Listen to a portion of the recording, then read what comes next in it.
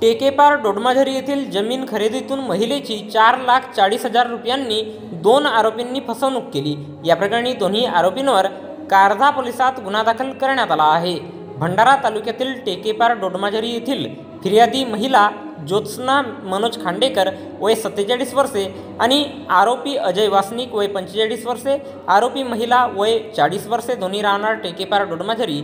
या दोन्ही आरोपींनी मौजा टेकेपार डोडमाझरी शिवारातील त्यांची गट क्रमांक 30/1/1 मधील 0.46 हेक्टर शेतीचा सौदा सन 2012 मध्ये करून गजबिये यांच्या नावाने रजिस्ट्री करून दिली। त्यानंतर दिनांक 30 ऑगस्ट 2015 ते दिनांक 25 जून 2023 पर्यंत दोन्ही आरोपींनी संगनमत करून पुन्हा त्याच जमिनीच्या ज्योत्स्ना खांडेकर यांच्यासोबत सौदा करून 100 रुपयांच्या स्टॅम्प पेपरवर 3,25,000 रुपये, त्यानंतर 75,000 रुपये आणि त्यानंतर पुन्हा 40,000 रुपये अशा टप्प्याटप्प्याने नगदी 4,40,000 रुपये घेऊन ज्योत्स्ना यांची फसवणूक केली। या प्रकरणी फिर्यादी ज्योत्स्ना खांडेकर यांच्या तोंडी रिपोर्टवरून पोलीस स्टेशन कारधा येथे दिनांक 2 ऑक्टोबर 2024 रोज बुधवारला दुपारी 1 वाजता दरम्यान गुन्हा नोंद करण्यात आला असून या घटनेचा पुढील तपास पोलीस निरीक्षक पिसाळ हे करीत आहेत।